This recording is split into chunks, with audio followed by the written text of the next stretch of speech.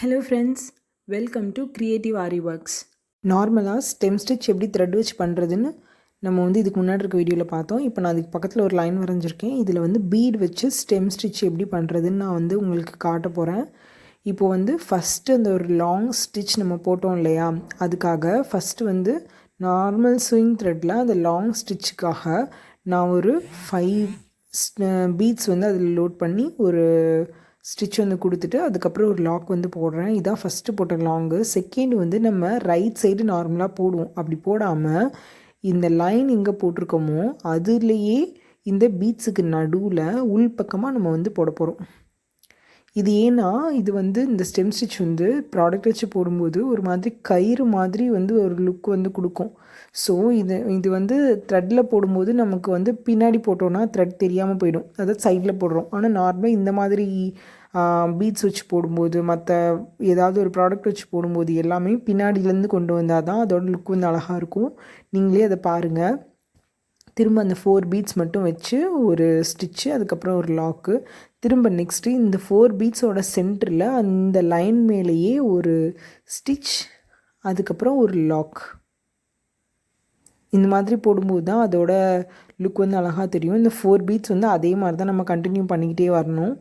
4 beads வச்சுட்டு ஒரு stitch பண்ணிவிட்டு அதுக்கப்புறம் ஒரு லாக். இந்த உள்ளே நம்ம போடுற ஸ்டிச்சும் கரெக்டாக அந்த லைன் மேலேயே வர்ற மாதிரி நல்லா உள்ளே தள்ளி விட்டு போடுங்க. அப்போ தான் பார்க்க அழகாக தெரியும். இது கொஞ்சம் நெருக்கமாக 4 பீட்ஸாக வச்சு பண்ணுறது. இதுக்கு அடுத்து நெக்ஸ்ட்டு இதுலேயே கொஞ்சம் நிறையா பீட்ஸ் வச்சு எப்படி பண்ணுறதுன்னு நான் சொல்கிறேன். இப்போ இந்த மாதிரி நீங்கள் பண்ணிகிட்டே வரும்போது இந்த பீட்ஸ் அந்த 4 பீட்ஸோட சைஸ் எவ்வளோ இருக்கோ அவ்வளோல தான் நீங்கள் இந்த ஸ்டிச் போட்டு லாக் பண்ணணும். நீங்கள் நல்லா இழுத்து வெளியில் வரைக்கும் கொண்டு பண்ணிங்கன்னா இது அப்படியே உள்ளேருந்து வெளியே வர மாதிரி தெரியாமல் போயிடும். ஸோ அந்த பீடோட ஃபஸ்ட்டு பீட் நல்லா உள்ளே தள்ளி இருக்க மாதிரி அழுத்தி விட்டு ஒரு ஸ்டிச் போடணும். ஸோ நீங்கள் சுகர் பீடில் வச்சு போடும்போது நீங்கள் கொஞ்சம் நல்லா ப்ராக்டிஸ் பண்ணுங்கள். 2-3 தடவை போட்டு பார்த்திங்கன்னா வந்துடும். அண்ட் கண்டிப்பாக அந்த லாக் பண்ணியே ஆகணும். இந்த லாக் பண்ணாமல் எந்த ஸ்டிச்சுமே உங்களால் பண்ண முடியாது.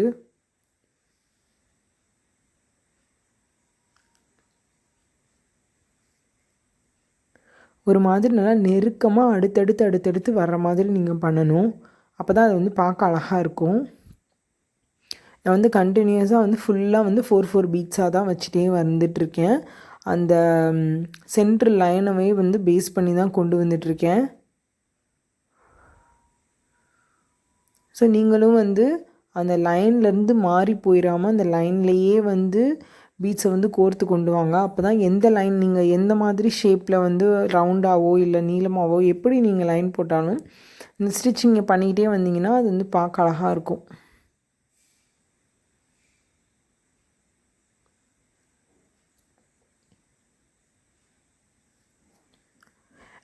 நெக்ஸ்ட்டு இன்னொன்று என்னென்னா, நீங்கள் போடுறீங்கல்ல அந்த லாக் ஸ்டிச் அது ரொம்ப லாங்காக போடணுங்கிற அவசியம் இல்லை. குட்டியாக ஒரு ஷார்ட் லாக் ஆல்ரெடி போட்டிருக்க ஒரு செயின், லாங் செயினை லாக் பண்ணுற மாதிரி போட்டால் போதும்.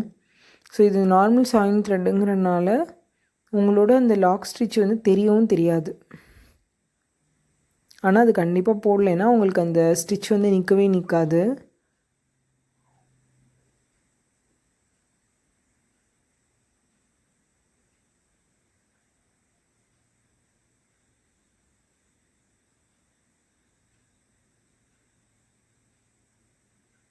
இது ஃபுல்லாக போட்டுட்டு காட்டுறேன்னா அது எப்படி இருக்குன்னு. இதில் ஃபினிஷிங் என்ன பண்ண போகிறோன்னா, நார்மலாக ஸ்டார்ட் பண்ணும்போது நம்ம நெக்லைன்லாம் போடும்போது ஸ்டார்டிங் டு எண்டிங் ஒரே மாதிரி இருக்கணும். ஆனால் எண்டிங் பண்ணும்போது இப்படி ஒரு க்ராஸாக கடைசியாக ஒரு லைன் வருது. அதை ஃபினிஷ் பண்ணுறதுக்கு நீங்கள் என்ன பண்ணணுன்னா, கடைசியாக எவ்வளோ லைன்ஸ் எங்கனக்குள்ளே முடியணும்னு பார்த்துட்டு அதுக்கு உள்ளே எத்தனை பீட்ஸ் வைக்கணுமோ. இப்போ நமக்கு 2க்கு மட்டும்தான் இடம் இருக்குங்க அந்த சுச்சுவேஷனில் 2 மட்டும் வச்சு தான் அந்த இடத்துல ஒரு நாட் பண்ணணும். அப்போ தான் 2மே ஒரே நேர்கோட்டில் முடியும். இதே ஸ்டார்டிங் ஸ்டேஜில் நீங்கள் பண்ணும்போது ஒரு கிராஸ் ஸ்டார்ட் பண்ணுவீங்கல்ல, அதுக்கு நீங்கள் எப்படி பண்ணணுன்னா, இந்த லைன் நம்ம போட்டிருக்கோம்ல அந்த லைனோட உள்பக்கமாக ஒரு செயின் எடுத்துட்டு அதுக்குள்ளே எத்தனை பீடு வைக்க முடியுமோ அத்தனை பீட் மட்டும் அங்கே வைக்கணும். அதுக்கப்புறம் அப்படியே ஒரு என் நாட் பண்ணி முடிச்சிங்கன்னா ஃபஸ்ட்டு எண்டு வரைக்கும் ஒரே ஷேப்லேயே வந்துடும். இதுக்கு அடுத்து வந்து இதுக்கு அடுத்து வந்து கொஞ்சம் நிறையா பீட்ஸ் வச்சு இதே மாதிரி இருக்க ஸ்டிச் வந்து எப்படி பண்ணுறதுன்னா, நான் வந்து ஒரு 6 பீட் வச்சு இதை வந்து பண்ணி காட்டுறேன். இதுவுமே பார்க்க ரொம்ப அழகாக வந்து தெரியும். இது வந்து ரொம்ப டைட்டாக வந்து இந்த 4 பீட் வச்சுருக்கிறது வந்து இருக்கும். இது வந்து அப்படி தெரியாமல் கொஞ்சம் வந்து லூஸி ஃபினிஷிங்கில் இருக்கும். ஸோ இதுவும் பார்க்க ரொம்ப அழகாக இருக்கும். இதுலேயும் அதே தான், ஒரு லாங் ஸ்டிச்சுக்கு நான் ஒரு 6 பீட் வந்து வச்சுருக்கேன். நெக்ஸ்ட்டு வந்து இந்த 3வது பீடு 2 பீடுக்கு இடையில அந்த 3 பீடு முடிகிற இடத்துல வந்து நடுவில் ஒரு ஸ்டிச் வந்து உள்பக்கமாக அந்த கோடு மேலே போட்டுட்டு திரும்ப ஒரு லாக்கு. இப்போது வந்து இந்த லாக்குக்கு அப்புறம் வந்து இதே மாதிரி 6 பீடு வந்து விடுறேன். 6 பீடு வந்து நல்லா நீளமாக வரும். 4 பீடு வச்ச மாதிரி ஷார்ட்டாக வராது, நல்லா லாங்காக வந்து வரும். அதுக்கப்புறம் அங்கே ஒரு ஸ்டிச்சு, அதுக்கப்புறம் ஒரு லாக்கு.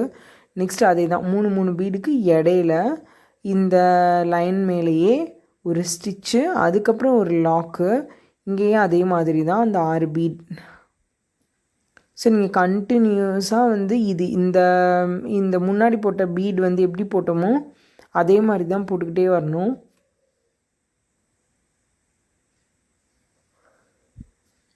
ஃபுல்லாக பண்ணி முடிக்கும்போது இதோட லுக் வந்து நல்லா வந்து தெரியும்.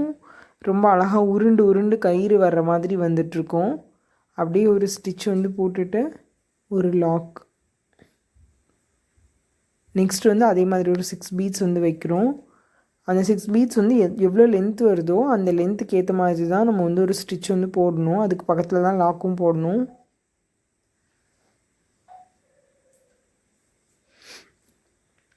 நம்ம முன்னாடி பண்ண மாதிரி தான் கண்டினியூஸாக இந்த 6 பீட்ஸ் வந்து கவுண்ட் வந்து மாறாமல் இதில் வந்து பண்ணிக்கிட்டே வரணும். அந்த 6 பீடுக்கும் இந்த 4 பீடுக்கும் ரொம்ப பெரிய டிஃப்ரென்ஸ் வந்து இருக்காது. ஆனால் வந்து 6 பீடில் வந்து கொஞ்சம் லூஸி ஃபினிஷிங்கில் பார்க்க வந்து இன்னும் வந்து அந்த ஸ்டிச்சோட லுக் வந்து இன்னும் கொஞ்சம் கிளியராக நமக்கு வந்து கிடைக்கும். பட்டு நல்லா வந்து ஸ்ட்ராங் லைன்ஸ் வந்து நீங்கள் போடுறீங்க, நல்லா திக்காக வந்து தெரியணும், அந்த மாதிரி இடத்துல வந்து இந்த 4 பீட்ஸ் இருக்கிற ஸ்டெம் ஸ்டிச்சே நீங்கள் வந்து போடலாம். அதுவே அழகாக இருக்கும். இது வந்து ஒரு சில இடத்துல நீங்கள் யூஸ் பண்ணுற மாதிரி இருக்க இடத்துல நீங்கள் வந்து பார்த்து இந்த 6 பீட்ஸ் வந்து இருக்கிற லைன்ஸ் வந்து யூஸ் பண்ணணும். பட் ரெண்டுமே வந்து லுக் வந்து ரொம்ப அழகாகவே வந்து கிடைக்கும்.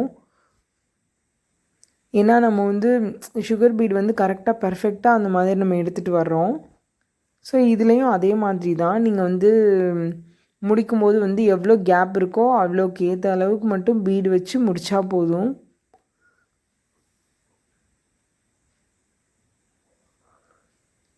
ஸோ எண்டில் நான் என்ன பண்ண போகிறேன்னா, ஒரு 3 இல்லை 4 பீடு தான் வந்து இடம் பற்றும்.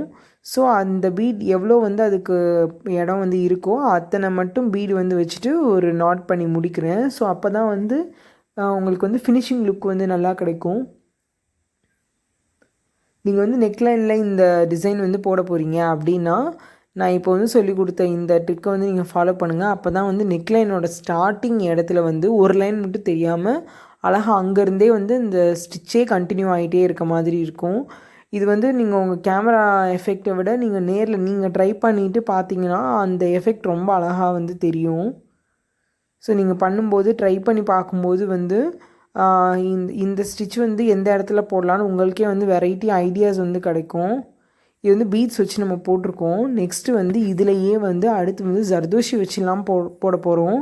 ஸோ அது இன்னும் கொஞ்சம் சிம்பிளாக இருக்கும், ரொம்ப அழகாகவும் இருக்கும். ஜர்தோஷி ஒர்க் எப்போவுமே நான் சொல்கிற மாதிரி அது ரொம்ப அழகான ஒர்க்கு. பட் இந்த ஸ்டெம் ஸ்டிச்சில் அது வந்து எப்படி இருக்குன்னு நம்ம அடுத்து வந்து பார்க்க போகிறோம். இந்த ஸ்டெம் ஸ்டிச்சில் இந்த ப்ராடக்ட் வச்சு யூஸ் பண்ணுறதுக்கும் அந்த நார்மல் இது வச்சு யூஸ் பண்ணுறதுக்கும் ஒரு டிஃப்ரென்ஸ் தான். இப்போ நீங்கள் ப்ராடக்ட் வச்சு யூஸ் பண்ணுற ஸ்டெம் ஸ்டிச்சோட திக்னஸ் வந்து உங்களுக்கு எப்படி நீங்கள் வேணுமோ அந்த மாதிரி நீங்கள் எடுத்துகிட்டு வந்துக்கலாம். பார்க்க ரொம்ப அழகாக இருக்கும்.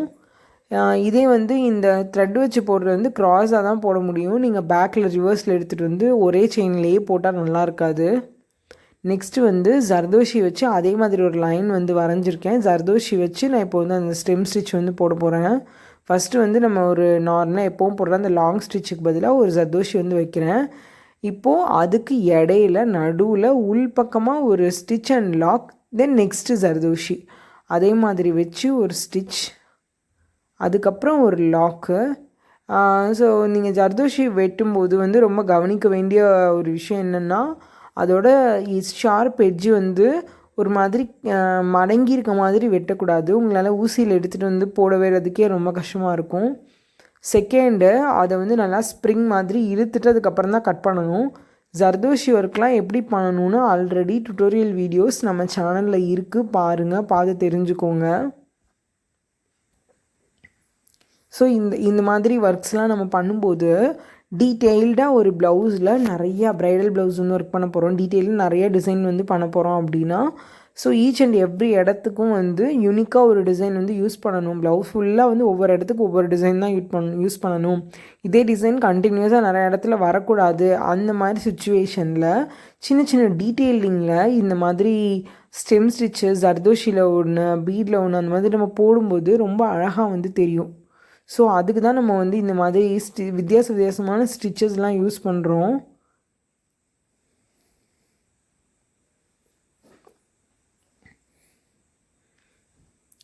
நான் வந்து இப்போது வரிசையாக வந்து ஒவ்வொரு ஜர்தோஷியாக வச்சுருக்கேன். பீடில் எப்படி போட்டோமோ அதே மாதிரி லைனில் இருக்க சென்டரில் வந்து லாக் பண்ணி தான் ஜர்தோஷியை வந்து லோட் பண்ணி எடுத்துகிட்டு வந்திருக்கேன். நான் வந்து ஜர்தோஷி எப்படின்னா ஒரே சைஸ் இருக்க மாதிரி ஓரளவுக்கு நான் வந்து கட் பண்ணி ரெடி பண்ணி எடுத்து வச்சுருக்கேன். ஸோ அதை வச்சு தான் போடுறேன். நீங்கள் வந்து ஃபஸ்ட் டைம் இந்த வீடியோவை நீங்கள் பார்க்குறீங்கன்னா நீங்கள் வந்து அந்த ஜர்தோஷி எப்படி யூஸ் பண்ணணுங்கிற வீடியோவை பார்த்துட்டு இதை பாருங்கள். அப்போ தான் உங்களுக்கு கிளியராக வந்து புரியும்.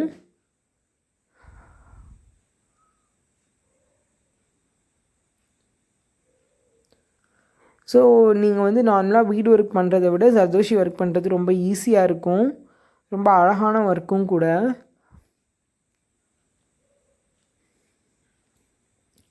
பீட்ஸில் எப்படி வந்து போட்டோமோ அதே மாதிரி தான் ஜர்தோஷியிலையும் அந்த எட்ஜஸ் வந்து மேட்ச் பண்ணுறதுக்காக எப்போவும் இருக்கிற ஜர்தோஷியை விட கொஞ்சம் சின்ன சைஸ் ஜர்தோஷி வந்து வெட்டி அந்த கார்னர் எட்ஜை மட்டும் ஃபில் பண்ணுறதுக்கு நம்ம அதில் வச்சு ஸ்டிச் பண்ண போகிறோம். ஸோ நம்ம வந்து நெக்ஸ்ட்டு கடைசியாக எட்ஜ் வந்து முடியும் போது நான் அதை எப்படி பண்ணுறேன்னு உங்களுக்கு காட்டுறேன். நீங்கள் வந்து ஜர்தோஷியில் ஒர்க் பண்ணும்போதும் ஒரே சைஸ் இருக்க மாதிரி வெட்டி வச்சுக்கோங்க. இது இப்போ வந்து ஒரு குட்டி பீஸ் மட்டும் வச்சு அந்த இடத்துல வந்து ஸ்டிச் பண்ணுறோம். ஸோ ஸ்டார்டிங் டு எண்டிங் ஒரே மாதிரி இருக்கும். இப்போது வந்து இதோட ஹெட் பாயிண்ட்லேயும் வந்து இதே தான். அந்த த்ரெட்டை வந்து எடுத்து நம்ம பாதியாக கட் பண்ணி வச்சுருக்கோம் சின்ன ஜர்தோஷியை வச்சு ஸ்டிச் பண்ண போகிறோம்.